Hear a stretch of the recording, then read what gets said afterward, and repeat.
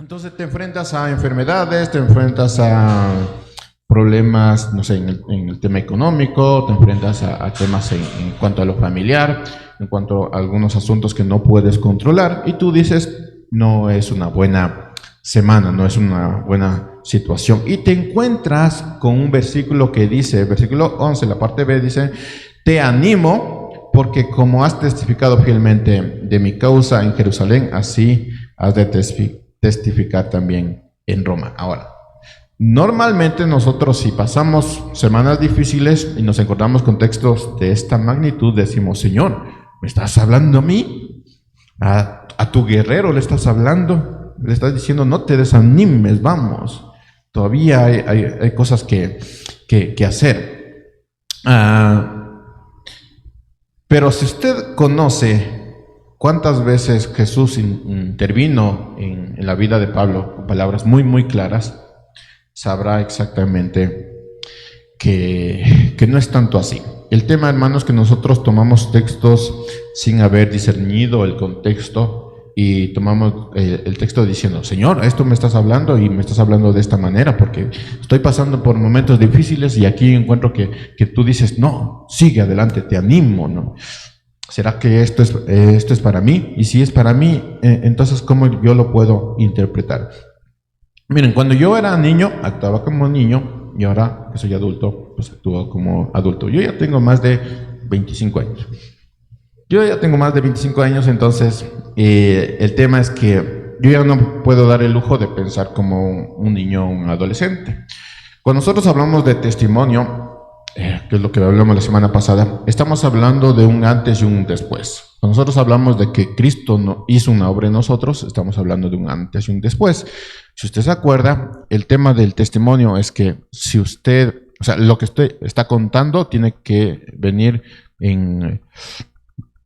tiene que estar de acuerdo con su vida actual. Es decir, yo estoy contando algo de mi pasado, algo que pasó. Ahora estoy siendo una persona nueva, tengo una perspectiva distinta de las cosas. El Señor en una ocasión orando me topó y entonces yo ya tengo una perspectiva distinta de lo que es oración, de lo que es lectura de la palabra, de lo que es la reunión con mis hermanos. Entonces yo ya tengo una distinta perspectiva de eso. Si tuve problemas en un matrimonio, yo ya tengo una perspectiva de eso. Si pasé momentos difíciles cuando era niño, ahora que soy adulto, yo ya tengo una perspectiva distinta sobre esto. Entonces ya no soy el mismo, sino que voy perfeccionando lo que el Señor hizo en mí por medio de su obra, ¿no? Entonces ya no es lo mismo. Nosotros esperaríamos, hermanos, que al tener un testimonio genuino, todas las cosas nos vayan bien y que respondamos bien a cada situación. Si usted pasó una mala semana y tiene que predicar, normalmente se esperaría que si tú tienes un testimonio poderoso, te levantes y digas, no, este diablo no me va a hacer caer y voy a levantarme, voy a hacer el mejor sermón del mundo. Tú esperarías eso, pero la realidad es que es distinta, ¿no? Escuche esta ilustración. Un hombre está navegando en un pequeño bote con algunos amigos y familiares. Este hombre empieza a contar sus grandes historias de travesía, ¿no? Cuenta de su valentía, cuenta cómo sobrevivió a tempestades muy fuertes, cómo rescató incluso a otros náufragos y ha superado las olas más altas que se pudieron ver. Su testimonio es real, su testimonio es muy poderoso, su testimonio es conmovedor. Todas las personas que lo están escuchando dicen, wow, qué increíble. Y además que es verídico todo lo que está contando. Sin embargo, en ese instante aparece una tormenta y su testimonio no es suficiente para calmar las aguas. Moraleja, este hombre necesita más que una historia, necesita la ayuda y la presencia de algo o de alguien más poderoso que una tormenta. Este hombre no puede tener el control de todo. Tiene un gran testimonio, es real, es genuino, pero cuando aparece la tormenta no es suficiente. Empecemos. Después de lo que sucedió en Hechos 22, Después de haber narrado un poderoso e impactante testimonio, Pablo esperaría que su historia fuera suficiente para cambiar la opinión de los oyentes. Por lo menos es lo que nosotros esperamos cuando hablamos de un testimonio, que sea suficiente para, para cambiar la opinión de los demás, ¿no? Su testimonio, respaldado con evidencias y la transformación evidente de su vida, parecía irrefutable, pero como vemos, no es así. Anote esto que es importante. Un poderoso testimonio no es suficiente.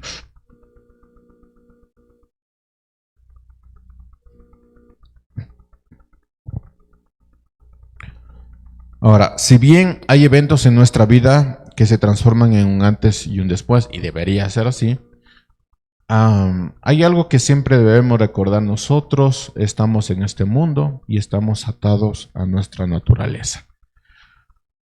Escuche esto que para mí fue muy revelador. Nosotros vamos a estar luchando constantemente mientras estemos en esta tierra contra el pecado, con errores, con dificultades, con las pruebas, con temas que salen de nuestra capacidad de entendimiento.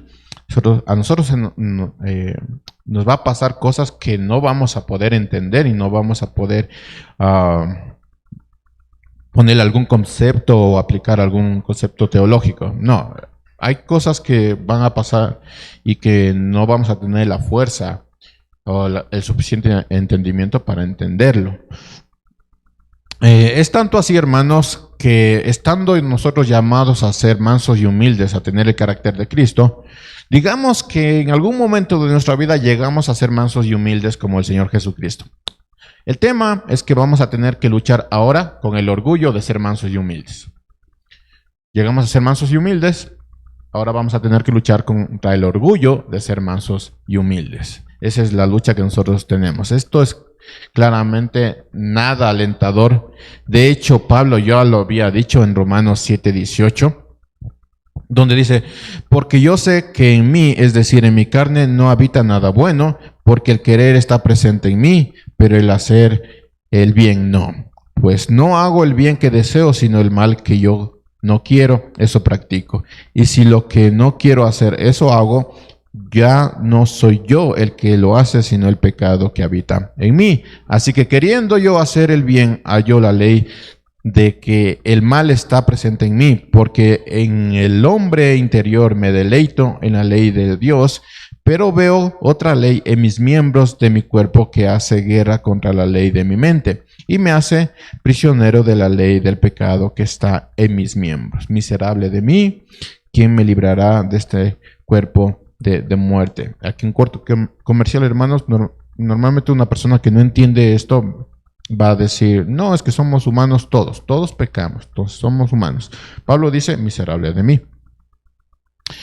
Y Pablo responde a esta situación. Versículo 25, gracias a Dios por Jesucristo nuestro Señor. Y termina con la misma declaración con la que empezó. Así que yo mismo, por un lado, con la mente sirvo a la ley de Dios, pero por otro lado, con la carne a la ley del pecado. Es decir, sí, gracias a Dios por esto, gracias a Jesucristo, porque me libra de esto, pero sigue habiendo esta realidad.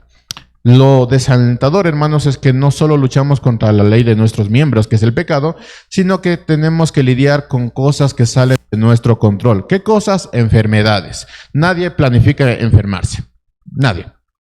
En un día te levantas y dices: ya, mi cuerpo ya no funciona como debería funcionar. Entonces nadie puede controlar el tema de las enfermedades. Cuando eres padre, sabrás que los niños se enferman. Parece que ese es su trabajo. Ellos vinieron a enfermarse, ¿no? Entonces uno tiene que estar pendiente de ellos, pero siempre se van a enfermar. Hagas lo que hagas, siempre se van a enfermar, siempre se van a golpear. Eso no lo puedes controlar. Los niños se enferman, se golpean, nosotros también hagamos lo que hagamos, tomémonos los test que queramos, siempre nos vamos a enfermar, siempre. El tema de las enfermedades nosotros no podemos controlar. En cuanto a la economía, hermanos, a veces una economía baja no recae en lo que nosotros podemos hacer. Podemos trabajar todo el tiempo, hermanos. Podemos esforzarnos en tener un buen trabajo, pero la realidad es que una economía baja a veces no recae en nosotros. Es un tema que nosotros mismos no podemos controlar.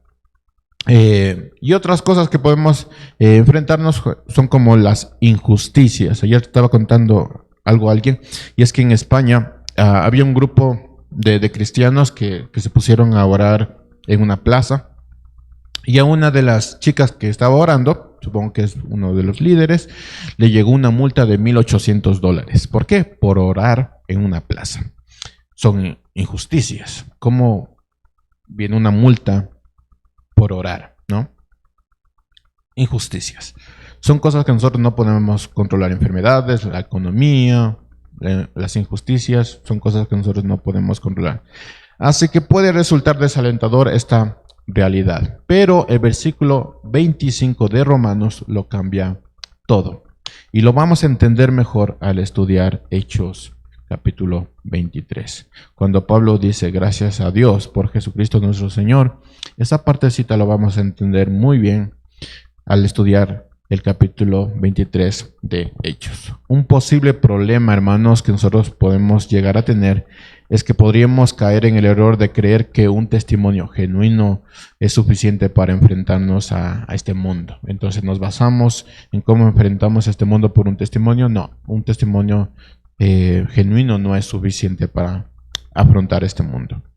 Dicho esto, voy a recapitular lo que estaba pasando. Capítulo 21, Pablo llega a Jerusalén atado en el espíritu. Los líderes religiosos le dicen que hay rumores contra él, entonces los rumores decían que le acusaban a Pablo de obligar a los judíos de ir en contra de la ley de Moisés. Los líderes tan brillantes, siempre voy a repetir esto, tan brillantes dicen, Pablo, ¿qué tal si hacemos esto? ¿Qué tal si tú vas al templo con estos hermanos, pagas todo lo que estos hermanos necesitan por terminar su voto? Entonces los judíos van a saber que tú estás con nosotros, ¿sí? Tú estás con el tema de la ley, ¿no? Y así ellos podrían darse cuenta que han sido solamente malos rumores. En el templo, Pablo es acusado de profanar el templo al llevar a un gentil. Uno dice, yo le vi con un gentil, entonces parece que ese gentil es este que está haciendo aquí. Y le culpan de profanar el templo. Una multitud se reúne y empieza a golpear a Pablo, y es necesario que los soldados romanos intervengan. Capítulo 22, Pablo da su testimonio. Esto no sale muy bien porque estaba hablando muy bonito, pero hasta que llegó eso de te voy a hacer testigo para los gentiles, ahí dijeron esto no me gusta, entonces no salió muy bien el tema de los testimonios. Y entonces la guardia romana decide arrestar y golpear a Pablo. Pablo se defiende revelando que era un ciudadano romano de nacimiento, y esto hace que el comandante y el centurión sintieran temor. Y así llegamos al versículo 30 del capítulo 22, lo que nos da ya la apertura para el capítulo 30. Dice, al 23.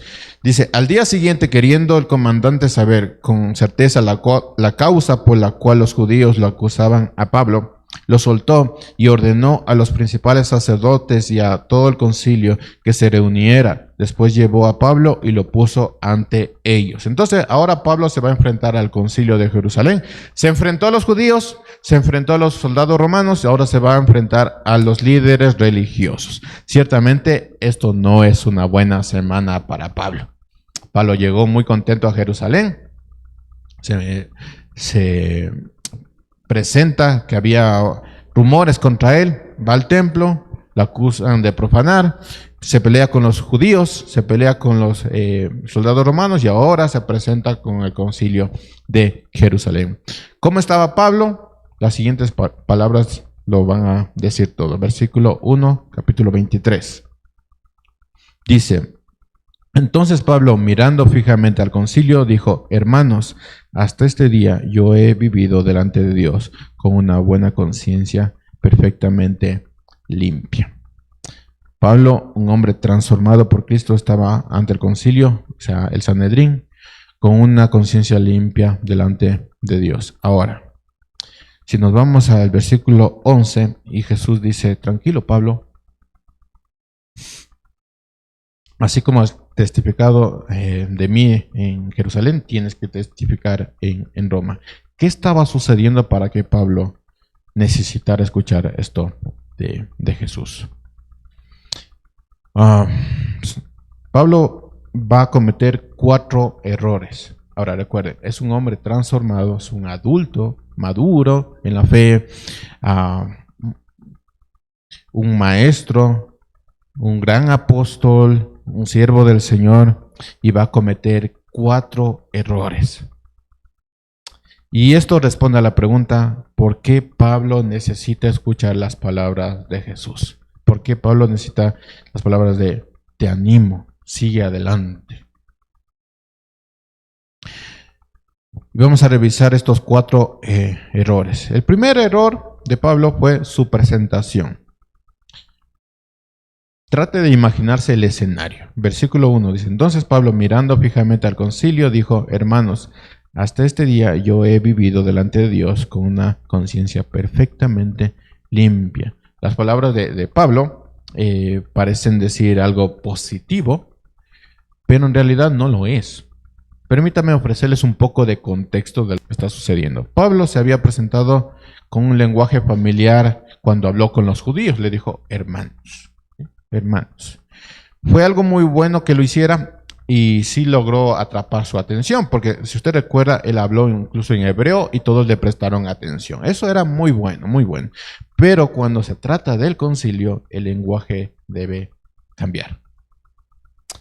El tema es que no te estás dirigiendo a cualquier persona, sino te estás dirigiendo ante el círculo de personas que guían y juzgan al pueblo. Es como si, hermanos, si usted, no sé, tuviera un problema, llegara una multa a usted, usted no tiene nada que ver con esa multa, va con un abogado y pueden tener una relación de amistad y hablar así como de amigos, ¿no? Y eso está bien, pero se va contra un juez, y le cuenta lo que estaba sucediendo. La cosa es distinta. El lenguaje debe ser distinto porque no es cualquier abogado, es una autoridad. Entonces, Pablo delante de los judíos sí podía hablar de esa manera, pero delante del concilio no podía hablar de esa manera. El protocolo judío para hablar delante del Sanedrín decía esto, literalmente decía esto. Una persona al presentarse delante del Sanedrín tenía que empezar con esto: gobernadores del pueblo y ancianos de Israel, y presentaba su caso. ¿Qué es lo que hizo Pablo? Pablo dice, hermanos, hasta el día de hoy yo he vivido delante de Dios con una conciencia perfectamente limpia. Entonces, si tenemos en cuenta también el pasado de Pablo, Pablo pertenecía al Sanedrín. Recordaremos que Pablo tenía conocimiento de cómo una persona se tiene que presentar delante del concilio. Pablo no era ya un miembro del Sanedrín, pero sí perteneció al Sanedrín. Entonces él sabía perfectamente cómo tenía que presentarse y cometió un error. Él no podía hablar como cualquier judío delante del Sanedrín. Esto fue un error de Pablo, y Pablo sabía cómo debía presentarse delante del Sanedrín porque era parte del Sanedrín. Entonces esto fue un error. Segundo error, su testigo y defensa. Fíjense otra vez en la parte B del versículo 1. Entonces Pablo, mirando fijamente al concilio. ¿Quién mira fijamente a estas autoridades? Este Pablo sí está bien rebelde, ¿no? Entonces Pablo, mirando fijamente al concilio, dijo, hermanos, hasta el día de hoy yo he vivido delante de Dios con una conciencia limpia, perfectamente limpia. Hermanos, la manera que Pablo se está presentando puede verse como irrespetuoso.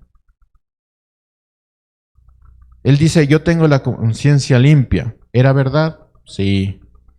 Pero estaba frente al concilio, entonces la forma de presentarse es distinta. Esto claramente es un error de protocolo de Pablo. Sin embargo, también está diciendo algo importante. Pablo está diciendo que delante de Dios él tiene la conciencia limpia, lo que quiere decir que constantemente Pablo se estaba rindiendo cuentas a Dios. Pero él está llamando como testigo a su conciencia. Es como si tú fueras a un juez y le dijeras, yo tengo la conciencia limpia. Ok, pruebas, dame pruebas. No puedes traerme tu conciencia como testigo. Y al mismo tiempo, hermanos, si lo notaron, Pablo también puede estar diciendo, ustedes no me juzgan a mí, solo Dios me juzga. Y delante de Dios, yo tengo la conciencia limpia. Corte comercial. He escuchado eso muchas veces, ¿no? Nadie me juzga a mí, solo Dios me juzga. Él sabe, ¿no? Bueno, eso es un error, ¿sí? Ya les voy diciendo, eso es un error que Pablo también lo cometió. Pablo está diciendo, ustedes no me juzgan a mí, Dios me juzga. Y Dios sabe que tengo la conciencia limpia delante de Él. Y si ustedes vieron ese detallito, mira fijamente al concilio y dijeron, ustedes no me juzgan. Tremendo, ¿no? Este Pablo sí está desatado.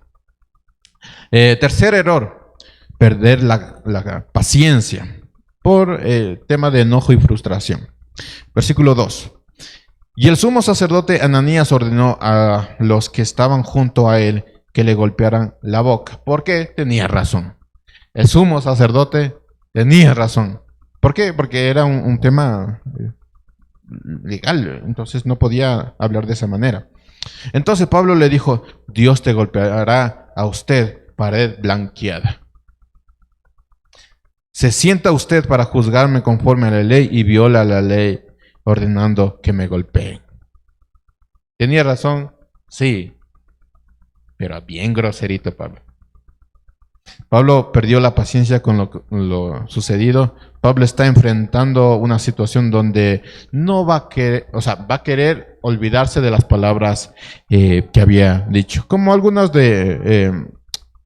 situaciones de nosotros, ¿no? Nosotros nos enfrentamos a situaciones y sí, podemos tener la razón, pero después decimos, no debí utilizar esas palabras. Y Pablo se está enfrentando a esto. Pablo tiene razón, pero sigue siendo muy irrespetuoso. Y él mismo llega a darse cuenta de esto. Versículo 4. Los que estaban allí observando dijeron, ¿al sumo sacerdote de Dios injurias? Y Pablo dijo, no sabía, hermanos, que era el sumo sacerdote, porque está escrito, no hablarás mal de una de las autoridades de tu pueblo. Pablo admite su error y se disculpa. Pablo dice, si hubiera sabido, la propia ley me obligaría a responder de otra manera. Y esto se parece mucho cuando David honró a Saúl, cuando Saúl estaba escuchando la grandiosa música de David, que no era reggaetón, sino era música buena. Y después Saúl se desata y empieza a lanzarle... ¿Qué le lanzó? Le empieza a lanzar y David empieza a esquivar, pero David nunca injurió a su rey. Eso se parece mucho a esto. La ley lo dice, ¿no? Que no hablarás mal de una de las autoridades de tu pueblo. Y Pablo dice, si hubiera sabido, no hubiera respondido de esa manera. Cuarto error, provocar una división. Versículo 6. Entonces Pablo, dándose cuenta de que una parte eran saduceos y otras fariseos, alzó la voz en el concilio, diciendo, hermanos, yo soy fariseo, hijo de fariseos. Se me juzga a causa de la esperanza de la resurrección de los muertos. Cuando dijo esto, se produjo un altercado entre los fariseos y los saduceos, y la asamblea se dividió, porque los saduceos dicen que no hay resurrección, ni ángel ni espíritu, pero los fariseos creen todo esto. Se produjo entonces un gran alboroto, y levantándose algunos de los escribas del grupo de los fariseos, discutían enérgicamente diciendo, no encontramos nada malo en este hombre, pero y si un espíritu o un ángel le ha hablado, al seguir el gran altercado, el comandante tuvo temor de que Pablo fuera despedazado por ellos y ordenó que las tropas descendieran y lo sacaran de entre ellos a la fuerza y lo llevaran al cuartel. ¿Pablo tenía razón? Sí, todo lo que está diciendo Pablo es verdad. Pablo tenía razón. Él era fariseo de los fariseos, hijo de fariseo. Eso es verdad. ¿Estaba mintiendo? No, todo esto es verdad. Sin embargo, las palabras hicieron que se genere un conflicto. Ciertamente no era el plan que pasara esto. El plan era dar testimonio para exaltar a Jesús. Ahora la situación está fuera de control. ¿Qué generó todo esto? El enojo de Pablo. Así que Pablo se presenta olvidando el protocolo, un error. Segundo, reaccionó con enojo basándose en su frustración. Segundo error. Tercer error, su disculpa ni siquiera fue para el Sanedrín. Se dieron cuenta que ni siquiera se disculpó con el sumo sacerdote, sino con los que estaban alrededor. Así que su disculpa ni siquiera llegó a ser disculpa. Pablo se dio cuenta de que contestó mal, pero ni siquiera se disculpó con el sumo sacerdote. Y cuarto, Pablo provocó una división haciendo que hablar con ellos fuera imposible. De paso, cuando Jesús se presentó delante del Sanedrín, no solo guardó silencio a pesar de los golpes, sino que también se defendió con amabilidad. Primera de Pedro 2:23, escuchen esto, habla de lo que hizo Jesús.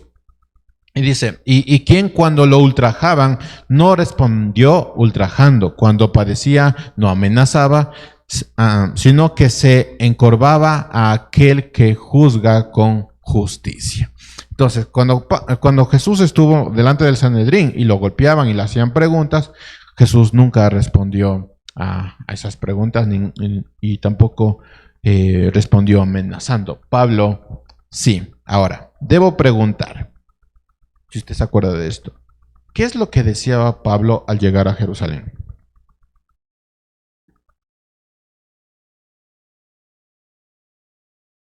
Yo lo respondo. Pablo deseaba conocer a Jesús incluso en sus pasiones, según Filipenses 3 del 8 al 11. Él decía, yo he dejado todo por conocer a Jesús y lo quiero conocer incluso en sus pasiones. Pero ahora no está reaccionando como Jesús. Pablo está delante del Sanedrín, como Jesús estuvo delante del Sanedrín, lo están acusando. Esto está siendo muy injusto, pero Jesús no está respondiendo como Pablo está respondiendo ahora. Pablo quería parecerse a Jesús, pero está fracasando en eso. Tenga en mente esto, Pablo acaba de narrar un poderoso testimonio donde habla de su transformación.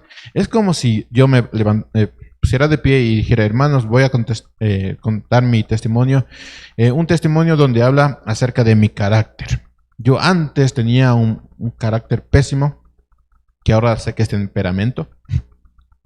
Tenía un temperamento y un carácter pésimo. Si alguien me venía saludando de, hermano, bueno, ¿qué? Yo no soy tu hermana. Así reaccionaba. Pero ahora no, ahora reacciona de distinta manera porque ahora entiendo lo que el Señor me está diciendo. Y al día siguiente, alguien fuera del templo me saluda y yo le viro la cara. Algo está mal, ¿no? Así que es lo que está pasando. Pablo quería padecer como Cristo y cuando llegó el momento no lo logró. Pablo tuvo la oportunidad de hablar con los líderes de Jerusalén, pero su enojo y su frustración lo gobernaron. Pablo está fracasando. Y no lo dice Lucas, hermanos, pero por lo que va a escuchar después Pablo está devastado por cómo respondió a la situación. Es un hombre adulto que se da cuenta de, hice mal. Tal vez se decía a él mismo, fracasé. Hay un comentario donde decía, posiblemente Pablo se arrodilló, se echó en el suelo y gritaba, fracasé. Y es aquí donde va a intervenir Jesús. Versículo 11. A la noche siguiente, en todo este transcurso, Pablo está diciendo, fracasé. A la noche siguiente el Señor se le apareció a Pablo y le dijo, ten ánimo, porque como has testificado fielmente de mi causa en Jerusalén, así has de testificar también en Roma. Jesús le dice, tranquilo, no te desanimes, porque así como testificaste en Jerusalén, también lo tienes que hacer en Roma, tranquilo. Y es aquí donde volvemos al principio, un poderoso testimonio no es suficiente.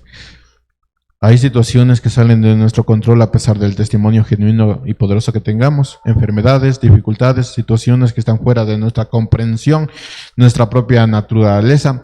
Son en esos momentos donde debemos recordar, no estamos solos. Sí, tenemos un testimonio poderoso, real, genuino, eso es verdad. Pero vivimos todavía en este mundo, así que no es suficiente. Y ahí tenemos que recordar que no estamos solos. Lo interesante, hermanos, es que son 5 veces donde Jesús dijo, ten ánimo. Y esas 5 veces nos hablan de situaciones muy, muy, muy humanas. Y las vamos a ir viendo una a una, ¿ya? Empecemos con el paralítico. ¿Tenemos tiempo? Sí tenemos tiempo. Y si no, sí tenemos tiempo. Empecemos con el paralítico. Mateo 9:1. Dice, subiendo Jesús en una barca, pasó al otro lado del mar y llegó a su ciudad. Y le trajeron un paralítico echado en una camilla. Y Jesús, viendo la fe de ellos, dijo al paralítico, anímate, hijo, tus pecados te son perdonados. Entonces, en aquella época se creía que las enfermedades venían por el pecado. Jesús le dice al paralítico, ten ánimo, tus pecados te son perdonados. Pero fíjese en algo interesante que está pasando. Jesús vio la fe de los amigos del paralítico, ni siquiera la fe del paralítico, sino los amigos del paralítico. Por tanto, hermanos, aquí viene una pequeña lección. Si tú has orado por alguien, si pides por alguien, te animo, porque tú te estás dirigiendo a Jesús. Tu fe sí llega a su destino. Por tanto, no dejes de orar, sigue pidiendo, pide por las almas. Te animo, sigue adelante. ¿Por qué? Porque Jesús ve eso. La segunda vez que Jesús habló de esto está en el mismo capítulo, Mateo 9:22. Dice, pero Jesús, volviéndose y viéndola, dijo, hija, te animo, tu fe te ha sanado. Y al instante la mujer quedó sana. El problema de la mujer, si te recuerda, no solo tenía 12 años, sino que también era vergonzoso. Que una mujer tuviera flujo de sangre por 12 años era vergonzoso. Por eso, cada vez que una mujer tenía su periodo en el mes, se guardaba, porque era vergonzoso. Y esta mujer tenía 12 años con este flujo de sangre.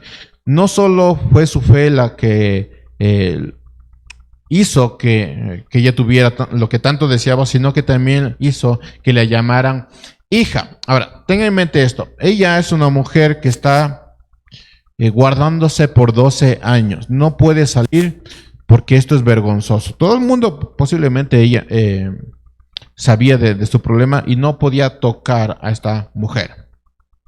No podía acercarse a esta mujer. Se acerca a Jesús y Jesús le llama hija.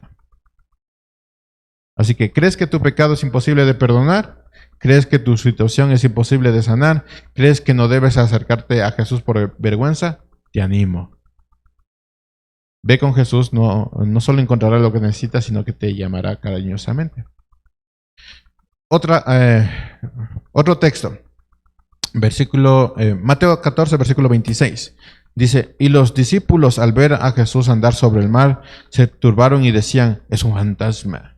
Y de miedo se pusieron a gritar. Pero enseguida Jesús les dijo, tengan ánimo, soy yo, no teman. Miren, los discípulos tenían miedo por lo que sus ojos estaban viendo. Hay 2 buenas razones para deshacerse del temor. Primero, una razón puede ser que el problema no es tan grande como uno piensa. Y tal vez tienes temor exagerando lo que estaba sucediendo. Y la segunda es que aunque el problema pueda ser real, existe una solución y una ayuda mucho más grande. Jesús viene y dice, te animo, soy yo, no temas. Así que tengan ánimo porque porque cuando nosotros miramos un problema y parece enorme ese problema, Jesús viene y dice, oigan, te animo, soy yo, hey, aquí, no temas. La cuarta situación, Juan 16:31. Jesús le respondió, ¿ahora creen? Miren, la hora viene y ha llegado el que serán esparcidos cada uno por su lado y me dejarán solos. Jesús le estaba diciendo, voy a morir, voy a padecer, y les reúne a todos y les dice, no solo voy a morir, no solo voy a padecer, sino que ustedes van a ser esparcidos, van a dispersarse y cada uno va a tomar un camino. Versículo 33 dice, estas cosas les he hablado para que en mí tengan paz. En el mundo tendrán tribulación, pero confíen. Otra traducción es, tranquilos. Yo he vencido al mundo. ¿Tienen miedo de lo que vendrá? Jesús le dice, sepan que el mundo ciertamente vendrá con aflicciones, pero yo he vencido el mundo. Creen que lo que va a venir, lo que está pasando es grande, tranquilos, yo he vencido al mundo. Tengan ánimo, Jesús ha vencido al mundo. Y quinto, esto lo habló a Pablo, Hechos 23, versículo 11. A la noche siguiente el Señor se le apareció a Pablo y le dijo, ten ánimo porque como has testificado fielmente de mi causa en Jerusalén, así has de testificar también en Roma. Cuando Pablo estaba desanimado y él estaba diciendo, fracasé, Jesús viene y dijo, ten ánimo. Cuando Pablo no llegó al estándar que él quería, Jesús vino y le dijo, ten ánimo. Cuando se dejó gobernar por su frustración, su temperamento y su enojo, Jesús le dijo, ten ánimo, yo estoy contigo, vas a lograrlo. ¿Sabes por qué? Porque yo estoy contigo. Jesús mencionó las palabras ten ánimo en circunstancias donde parecía todo perdido. Y esto nos trae dos grandes verdades que nosotros deberíamos entender. Primero, todas las historias que acabamos de mencionar así brevemente no son historias de individuos. Es la historia de Cristo. Esto no es la fidelidad, el testimonio, el carácter, el temperamento de Pablo el que debemos ver. Es la fidelidad, el testimonio y el carácter y el temperamento de Jesús. Esto no es la historia de individuos, es la historia de Jesús. Entonces, cuando uno está pasando por momentos difíciles, cosas que no podemos entender, cosas que se nos sobrepasan, Jesús viene y dice, ten ánimo. ¿Sabes por qué? Porque no es tu historia, es mi historia. Y si yo digo que tengas ánimo, ten ánimo, porque no es tu historia. Jesús no se equivocó con Pablo. Pablo se equivocó a pesar de su testimonio, pero Jesús no se equivocó con Pablo. ¿Por qué? Porque no es la historia de Pablo, es la historia de Jesús. Lo segundo que debemos entender es que Jesús está tomando como válido su testimonio delante de los judíos. Pablo está diciendo fracasé y está ahí derrotado en el piso diciendo fracasé y Jesús le dice, oye, ten ánimo, porque así como has hecho esto, también quiero que lo digas en Roma. Jesús está tomando como válido el testimonio de Pablo delante de los judíos y le dice que ese mismo testimonio tiene que llevar a Roma. Pablo está derrotado diciendo fracasé, pero Jesús está diciendo, no, eso es lo que quería. Así que tengan. Por lo tanto, hermanos, es Dios quien aprueba y desaprueba las cosas. Es el único que puede ver más allá de nuestro propio fracaso. Nosotros nos vamos a enfrentar a situaciones que, en cuanto a pecado, errores, situaciones que no controlamos, la economía, las enfermedades, todo eso va a ser parte de nosotros mientras estemos en esta tierra. Pero Dios ve más allá de esas cosas. Para Pablo su conversación con el Sanedrín fue un fracaso y ciertamente cometió 4 errores, pero Jesús está viendo más allá de esto. No es que nuestros errores estén planificados por Jesús, pero sí son parte del plan. O sea, sí están contemplados en el plan. Vamos a fallar, pero el plan no va a fracasar. ¿Por qué? Porque no es nuestra historia. Es la historia de Jesús. No es nuestro plan, es el plan de Jesús. Por lo tanto, ten ánimo. Es lo que está diciendo. Más adelante, el versículo 12 al 23. Esta parte me encanta y lo voy a leer más detenidamente. Quería llegar a esto. Esta parte me encanta. Versículo 16, capítulo 23. Y tratemos de imaginarnos lo que estaba pasando. Dice, pero el hijo de la hermana de Pablo se enteró de la emboscada y fue y entró al cuartel y dio aviso a Pablo. Entonces, algunos judíos estaban enojados con Pablo y dijeron, vamos a matarlo. Y el hijo de la hermana de Pablo, es decir, su sobrino, se entera de todo esto. Versículo 17. Pablo, llamando a uno de los centuriones, dijo, lleva a este joven al comandante porque tiene algo que informarles. ¿Están notando que Pablo le está dando una orden a un comandante romano? Solo fíjese en esos detalles. Versículo 18. Entonces, tomándolo consigo, lo condujo el comandante y le dijo: Pablo, el preso me llamó y me pidió que te trajera a este joven, pues tiene algo que decirte. El comandante, tomándolo de la mano y llevándolo aparte, le preguntó: ¿qué es lo que tienes que informar? Recuerden, son comandantes romanos. Si ustedes saben un poquito de historia, ellos no son muy buenos, que digamos. Versículo 20. Y el joven respondió, a propósito, le toma de la mano y le dice: ven para acá. Qué bonito. Y el joven respondió: los judíos se han puesto de acuerdo en pedirle que mañana lleve a Pablo al concilio con el pretexto de hacer una indagación más a fondo sobre él. Pero no les prestes atención, porque más de 40 hombres de ellos se han comprometido bajo juramento a no comer ni beber hasta que lo hayan matado.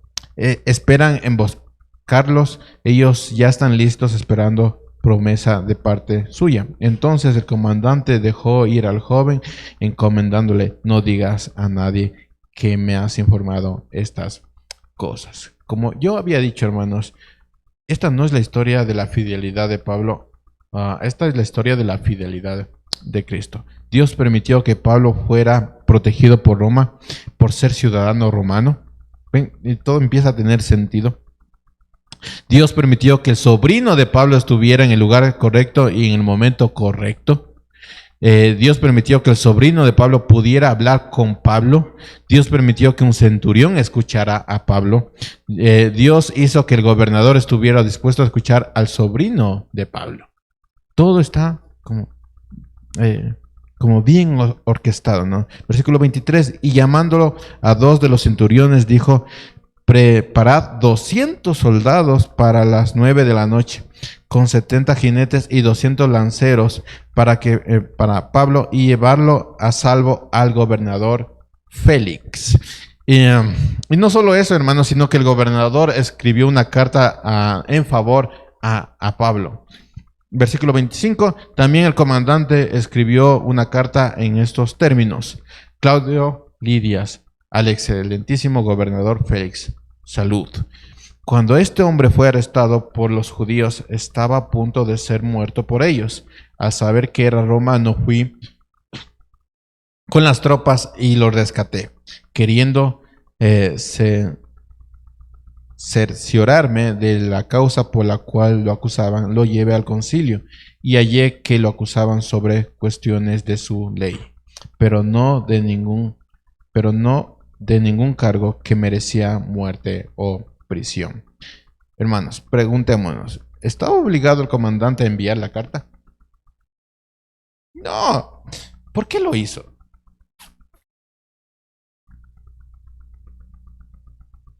Porque no era él, hermanos. Dios es fiel.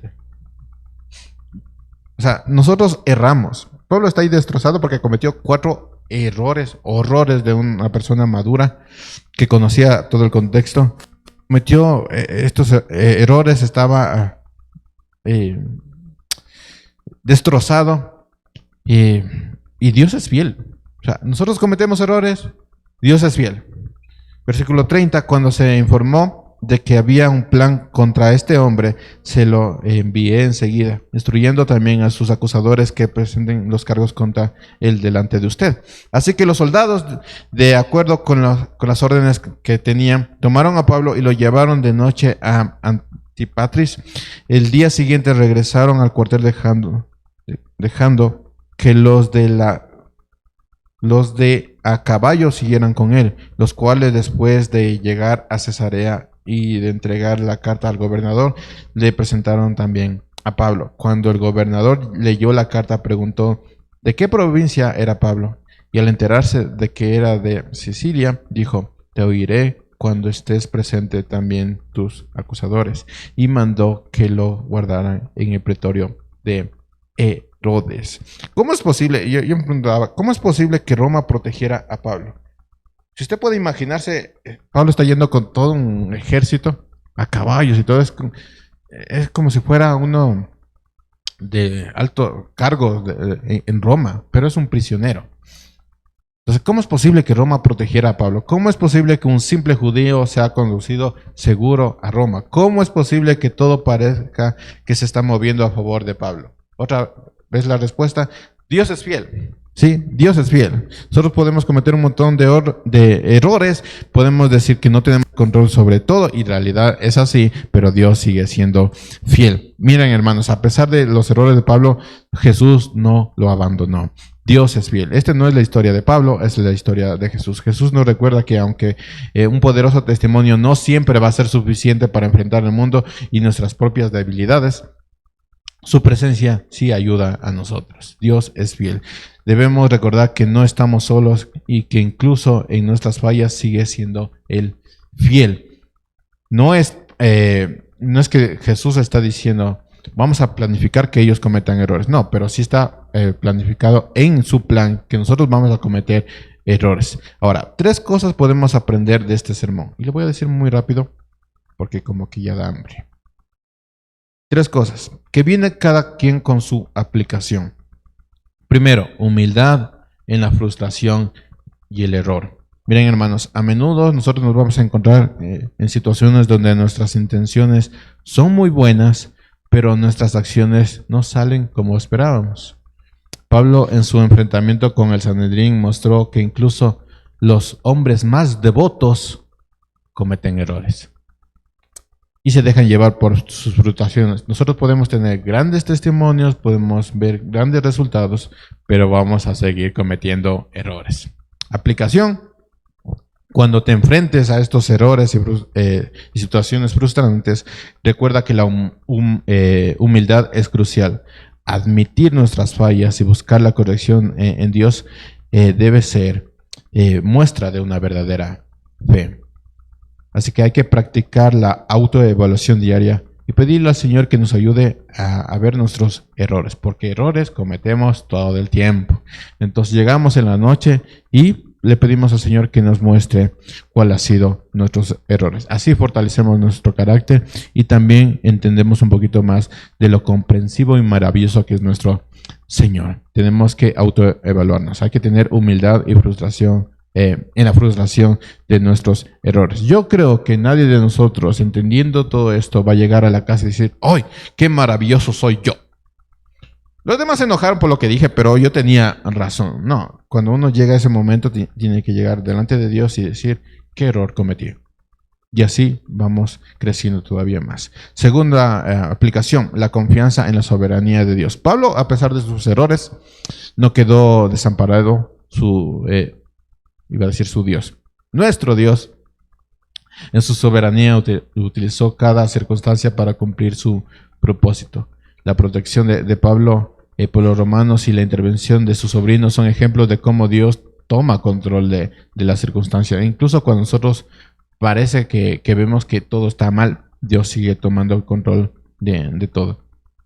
Aplicación, hermanos, enfrentar nuestros desafíos y adversidades con la confianza de que Dios tiene el control, eso es la clave. No importa cuán difícil sean las circunstancias, Dios tiene un propósito y está trabajando en nosotros. Lo que Dios empezó, Dios lo va a terminar. Así que no importa si vienen enfermedades, temas de economía, situaciones que nosotros no podemos comprender, Dios tiene el control de todo. Y si Dios ha vencido al mundo, cualquier enfermedad es cualquier cosa. Así que hay que tener una actitud de fe y oración constante. Hay momentos en que uno se levanta y tiene tantas cosas que hacer en el día y tantos problemas. Y ahí es cuando uno tiene que recordar que Dios tiene el control de todo. Nosotros no somos inmunes a las circunstancias difíciles del mundo, así que hay que tener en cuenta eso. Tercero, ánimo en la promesa de Cristo. Cuando Pablo se sentía desanimado, Jesús se le apareció y le dijo, ten ánimo. Este es un recordatorio de Jesús, un recordatorio vital para nosotros, porque Jesús no solo nos promete su presencia y su apoyo, sino también nos dice que está actuando en momentos difíciles y desalentadores. La aplicación, hermanos, refuerza tu ánimo y esperanza en las promesas de Cristo. ¿Saben qué? Yo me he topado con esta situación y es que los cristianos comúnmente necesitan que alguien les esté dando ánimos. Eso es algo muy malo. El ánimo ya lo tienes en Cristo. No necesitas que alguien te esté diciendo, vamos adelante, tú puedes. No, ya te dice Jesús, ten ánimo. Cristo es suficiente. Sí, Cristo es suficiente. Si necesitas ayuda, está en su palabra. Así que hay que recordar que Cristo nos está diciendo, ten ánimo. Aplicación: refuerza tu ánimo y esperanza en las promesas de Cristo. En momentos de desánimo, medita en las palabras de Jesús. Ten ánimo. Vas a tener problemas, pero yo he vencido al mundo y eso lo cambia todo. Y aquí quiero decirles una reflexión final y con esto termino. Hermanos, un poderoso testimonio no es suficiente por sí solo. Si nosotros creemos que eso nos va a ayudar a enfrentar el mundo, ya les voy diciendo que no es así. Necesitamos la presencia de Cristo en nuestras vidas, especialmente cuando enfrentamos pruebas y frustraciones y errores. Necesitamos depender de la gracia de Dios más, buscar su dirección constantemente, mantenernos humildes, confiados en la soberanía y animarnos con las promesas de Cristo, no con las promesas de una persona. Debemos recordar que nuestras historias no son parte de nuestra propia fidelidad, sino que es una historia más grande y es la historia de Cristo en nosotros. Es Cristo el centro de nuestra historia. Por tanto, te animo, porque Jesús está con nosotros, está contigo en cada paso que nosotros damos. La historia no ha terminado. Confía en Jesús. Jesús ha vencido el mundo. Esta es la historia de Jesús en nosotros, no es nuestra propia historia. Y ahora sí tiene sentido cuando Pablo dice, después de decir, miserable de mí, que yo quiero hacer esto pero no lo logro, hay una ley en mis miembros que me está gobernando. Pablo termina diciendo en el versículo 25, gracias a Dios por Jesucristo nuestro Señor. Es decir, sí, tengo todos estos problemas, pero gracias por Jesucristo nuestro Señor, que lo cambia todo. Sí, Pablo va a depender de Jesús en todo tiempo, aun cuando cometió errores. Así que las personas que están pasando por momentos difíciles, les recuerdo lo que dice Jesús: ten ánimo. Porque en Jesús tenemos las promesas y Él no falla a las promesas. Nosotros sí, pero Jesús no falla a las promesas. Así que ten ánimo, que la historia ya está contada. Y si Jesús dijo, vas a hacer esto, lo vas a hacer aunque cometamos errores. Y nuestra historia va a terminar bien, porque tenemos a Jesús quien está contando la historia. Y eso debería animarnos mucho.